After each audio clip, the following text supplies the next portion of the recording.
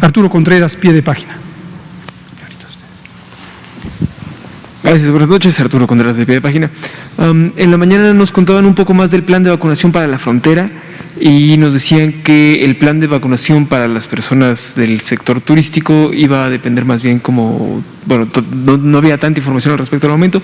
Quería saber si ya hay más información al respecto, saber qué vacuna se va a aplicar. Nos dijeron en la mañana que no se iba a aplicar las de Janssen o las de Johnson & Johnson, entonces saber cuáles de las que se tienen se van a destinar y cómo se podría desenvolver este plan. Correcto, con mucho gusto, Arturo Contreras, de Pie de Página. Esto lo comentábamos ayer en la noche, a minutos de que tomamos la decisión con el presidente en la reunión de todos los jueves, y con mucho gusto comentamos detalles de lo que también esta mañana el canciller Marcelo Ebrard comentaba.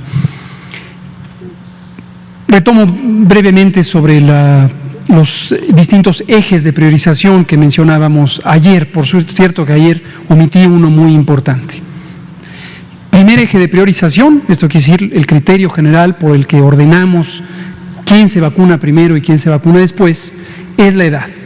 Priorizar por edad lo que nos permite es disminuir riesgos de complicaciones, de hospitalización y de defunciones, y por lo tanto, según estimaciones epidemiológico-matemáticas, al llegar al 20% de cobertura, haber reducido, cosa que ha ocurrido, la mortalidad en una proporción muy sustancial, 80%. Segundo eje de priorización, las comorbilidades, las distintas condiciones biofísicas de las personas o fisiológicas, fisiopatológicas, como se conoce en medicina, las condiciones de la persona que exponen a mayor riesgo. Ciertas enfermedades, diabetes, hipertensión, obesidad, sobrepeso, inmunosupresión de distintos orígenes, enfermedades autoinmunes, el uso de corticosteroides prolongados, etcétera, cáncer. Tercer eje de priorización, que es el que omití ayer, porque es una modalidad específica del aspecto de vulnerabilidad social. Ayer lo mencioné con este nombre, pero le pongo una especificación adicional. Esto incluye la vulnerabilidad, decíamos ayer, por condiciones de vida. Las personas que viven con difícil acceso a los servicios, no solo de salud, sino también de transporte, de comunicaciones, etcétera. Y poníamos ejemplos específicos. Pero también ahí se incluye, que lo mencionábamos rumbo al final de la conferencia, precisamente a propósito de una pregunta de Arturo Contreras, los grupos de atención prioritaria, que este es el término que se utiliza para designar a distintos grupos de población que tienen condiciones que les hacen adversa la integración social. Personas que viven con discapacidad, personas que tienen síndrome de Down y varias otras. Y el cuarto eje de priorización es esta condición dinámica, cambiante de la epidemia, donde a veces hay que avanzar más rápidamente en algún lugar o en algún grupo poblacional. Dos ejemplos, uno ya vivido, vacunar a personal educativo. Se hizo en condiciones de bajo riesgo epidémico, cuando estábamos declinando la epidemia, cosa que ya llevamos 20 semanas consecutivas. Y nos dio la oportunidad de vacunar a todo el personal educativo que está en contacto en las aulas para poder abrir las aulas. Pero también puede ocurrir lo inverso, y aterrizo en la pregunta como lo hacíamos ayer.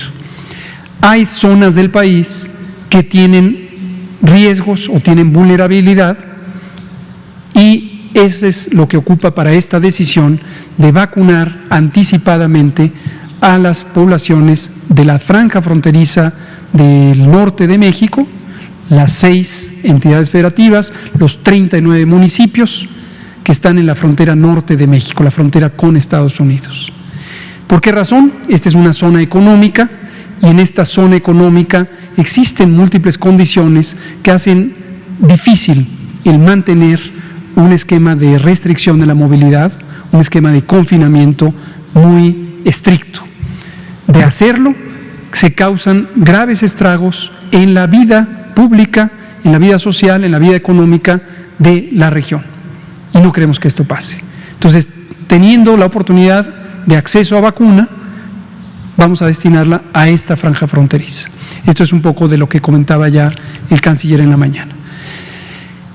Tenemos otros 2 sitios del país, en este momento Quintana Roo y Baja California Sur, que son las 2 entidades federativas que tienen una economía basada prácticamente en una sola actividad, el turismo. Desde luego hay otras actividades, pero preponderantes son el turismo.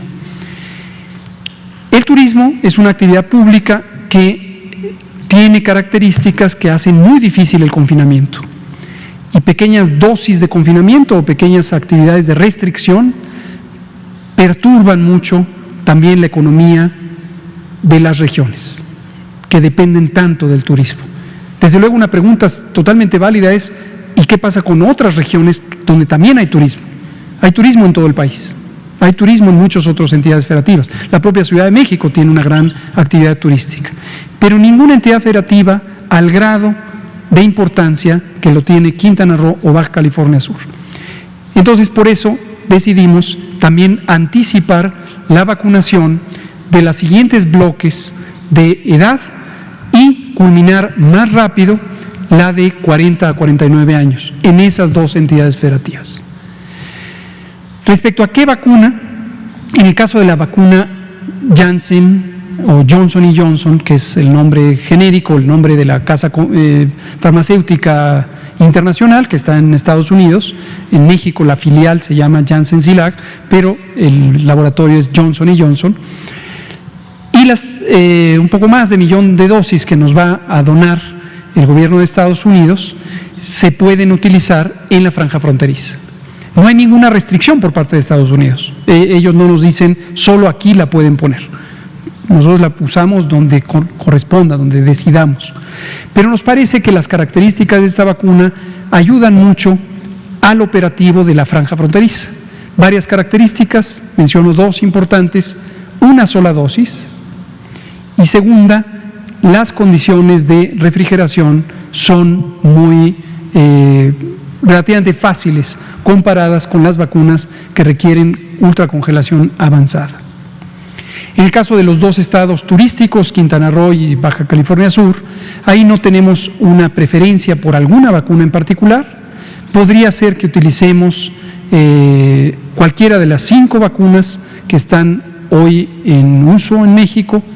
De hecho, una parte ya se destinó y está en este momento siendo utilizada tanto en Baja California Sur como en Quintana Roo.